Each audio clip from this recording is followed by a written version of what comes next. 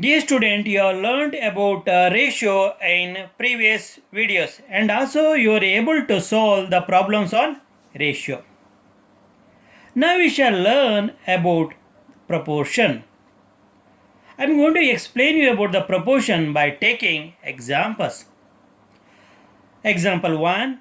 Let there be four numbers 4, 6, 16 and 24. Ratio of first two numbers. Here 4 and 6 are first two number, that is first and second number. So we can write this as 4 is to 6. Now when we simplify 4 and 6, we will get 2 is to 3. So 2 is to 3 is a simplified form of 4 is to 6. How do we get 2? By dividing 4 by 2, we'll get 2. How do you get 3 here? By dividing 6 by 2. You have to remember, while simplifying, you have to divide both antecedent and consequent by the same number. Now, ratio of third and fourth numbers. Which is the third number? 16. Which is the fourth number? 24. So, 16 is to 24 is the ratio of third and fourth number. Now let us divide 16 and 24 by a common number, highest common number. Which is that highest common number or factor? 8. So if we divide 16 by 8, we will get 2 as the quotient. If we divide 24 by 8, we will get 3 as the quotient. So upon simplification of the ratio 16 is to 24, we will get simplified ratio 2 is to 3. So in the ratio of first two numbers, that is ratio of first two numbers is 2 is to 3. What is the ratio of third and fourth number? 2 is to 3. So we find that the two ratios are equal. Which two ratios? First and second and third and fourth. Now have a look at the second example. Let four numbers be 12, 24, 13 and 26. As we have found out the ratio of first two numbers, we shall find out the ratio of first two numbers. So ratio of first two numbers 12 is to 24. Upon simplifying 12 is to 24, we will get 1 is to 2. We get the ratio 1 is to 2. How do you get 1 is to 2? By dividing 12 by 12 and 24 by 12. We will get simplified form of the ratio, that is 1 is to 2. Let us find the ratio of the third and fourth numbers. Ratio of third and fourth numbers. Which is the third number? 13. Which is the fourth number? 26. 13 is to 26. Now let us divide 13 and 26 by highest common factor. Which is the highest common factor? 13. 13 one times, 13. 13 two times, 26. So 1 is to 2. The simplified ratio of 13 is to 26. Now in the above example,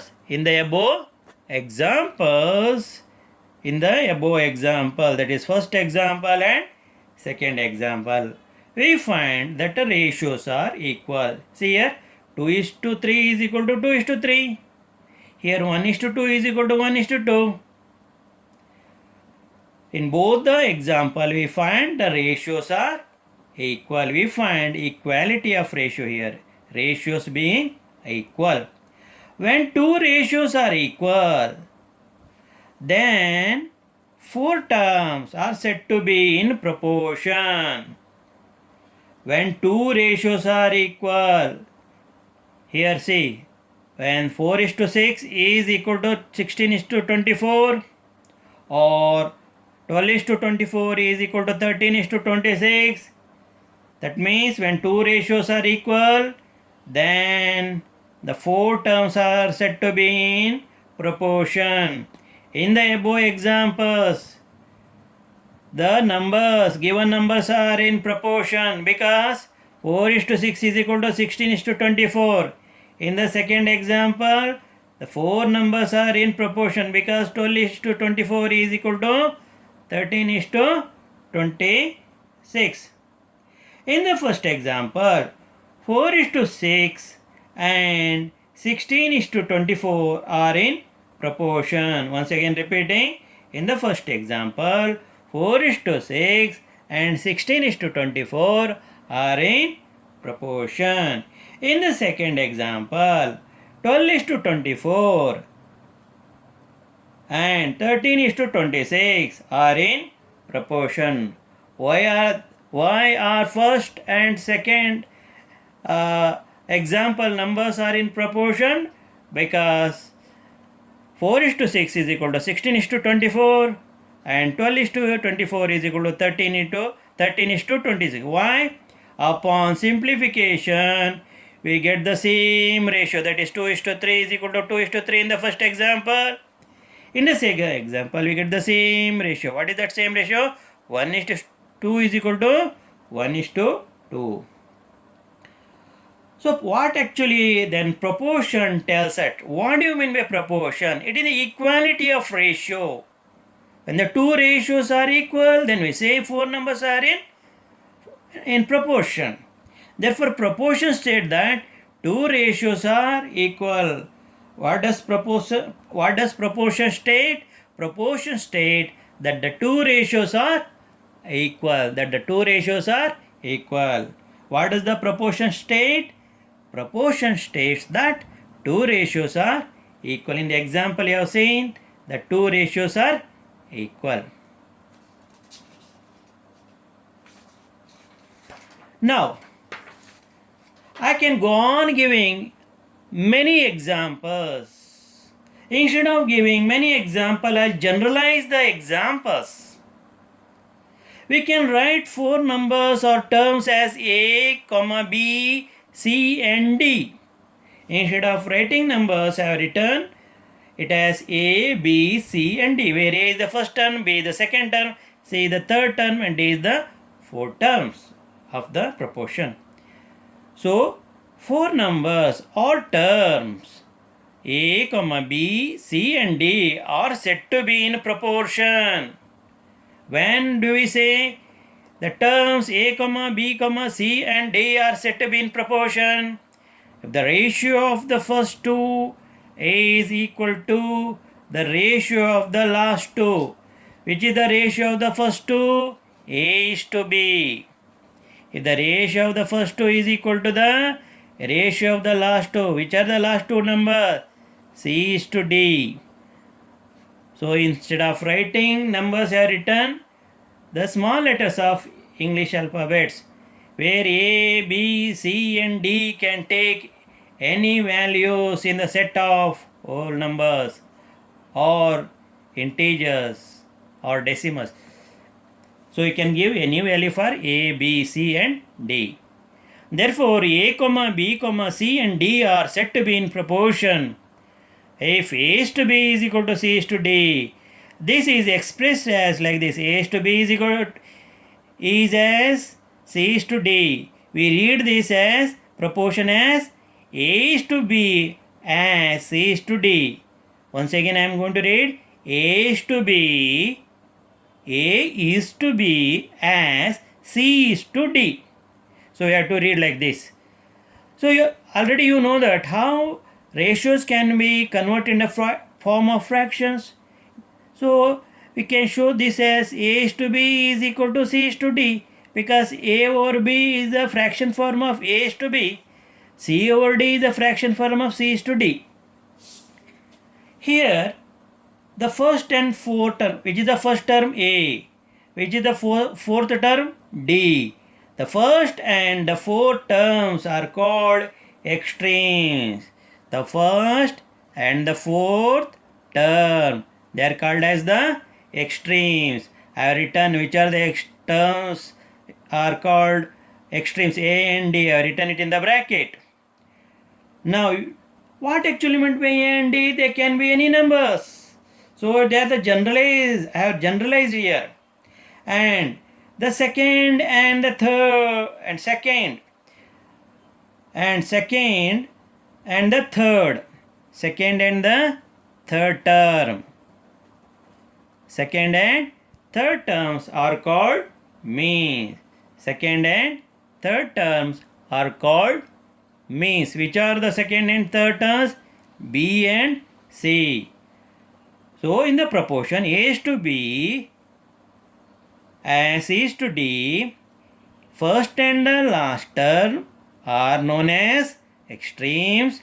The second and the third term are known as means. Which are the means here? B and C. Which are the extremes? A and D. Therefore, A is to B equal to C is to D implies means it gives the meaning A over B is equal to C over D. So when we cross multiply, when we have fractions, two fractions being equal, we can cross multiply. A into D is equal to AD, B into C is equal to BC. So what actually we have got? Again we got proportion. What is A and what is D? They are the extreme terms. What is B and C? They are the means. A, B, C and D are in proportion if product of extremes. What is the product of extremes? AD. A is equal to product of means. What is the product of means here? BC. This is the rule of the proportion. What is the rule of the proportion? Product of extremes is equal to product of means. What is the AD here? It is a product obtained by multiplying the extremes, that is first and the fourth number. What is the BC here? It is a product obtained by multiplying the second and the third number. So they are the means. The first and the fourth term, they are called as the extremes, and the second and the third terms are called as the means. The product of first and the fourth is known as the product of extremes, and the product of second and third term is known as product of means. So product of extreme is equal to product of means is the rule of proportions. You have to remember this very well. Now I am going to explain you the rules by taking examples. So 1 is to 2, 1 is to 2 as 3 is to 6. This is how we have to write. 1 is to 2, 1 is to 2 as 3 is to 6. 1 is to 2 as 3 is to 6. Now the middle terms here, second and the third term are called means. The first and the fourth terms are called extremes. So let me explain you rules of the proportions, that is, which are the means and which are the extremes here. Here the means are 8 and 4 in the second example, and the extremes are 2 and 16. 2 and 16.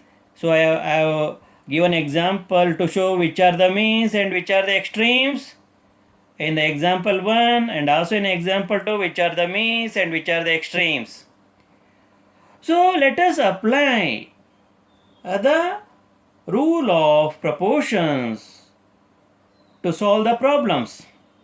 To begin with, determine whether 10, 15, 20 and 30 are in proportion or not. We have to determine whether the given number, 4 numbers are in proportion or not. Now what we have to do? We have to apply the rule of proportion. We know the rule of proportion. Which is the rule of proportion? Product of extremes is equal to product of means. So in the above example, 10 and 30. First term 10 and the fourth term 30 are extremes, and the second term and the third term are means. First and fourth terms are extremes. The middle terms 15 and 20 are means. So let us apply the rule, that is product of the extremes. 10 into 30 equal to product of the means 15 into 20. 10 into 30 is equal to 300. 15 into 20 is equal to 300. 300 is equal to 300. Left hand side of the equations becomes equal to the right hand side. Left hand side is equal to right hand side. Therefore, the given terms are in proportion. 10 is to 15. 10 is to 15 as 20 is to 30. In fraction form, you can write 10 over 15 is equal to 20 over 30. Therefore, 10, 15, 20 and 30 are in proportion. Let us go to the next example to apply the rule of proportion. Determine whether 3, 8, 5 and 7 are in proportion or not. In the above example, 3 and 7 are extremes. 3 and 7 are number. The first and the fourth number are extremes. The mid terms, that is the second and the third terms are means. Which are the second and the third terms? 8 and 5. So we know the rule of proportion. Which is the rule of proportion? Product of extremes is equal to product of means. Which are the extreme terms? What do you mean by extreme terms? The first and the fourth terms. Which are the first and the fourth terms? 3 and 7. 3 into 7. Which are the second and third terms? 8 and 5. What do we call them? Means. So 8 into 5. Is the product got by multiplying 3 and 7 is equal to the product got by multiplying 8 by 5. Let us check. 7 3 times 21. 8 5 times 40. 21 is not equal to 40. Therefore, the numbers are not obeying the rules of proportions. That means, why they are not obeying? Because 21 is not equal to 40. What does it mean? Product of extremes is not is equal to product of means. Therefore, terms 3, 8, 5 and 7 are not in proportion. So, if the product of extreme is equal to product of means, you have to say the terms are in proportion. If the product of extremes is not equal to product of means, the given terms cannot be are in proportion. Cannot be in proportion. They are not in proportions. If the products are equal, that means product of extreme is equal to product of means, then the terms are in proportion. Otherwise, the terms are not in proportion. So, find the mean proportion between 8 and 18. Mean proportion means it is related to the middle terms. Which are the middle terms? That is second and the third terms. So, they have given the mean proportion between 8 and 18 we have to find. Let the mean proportion be A. We don't know the mean proportion. We know the rule of proportion. That is product of extreme is equal to product of means. Now 8 is to A as A is to 18 because A is second and third term. They are called as the mean proportion. Therefore, product of means A into A is equal to product of extremes 8 into 18. So we are applying here rules of proportion.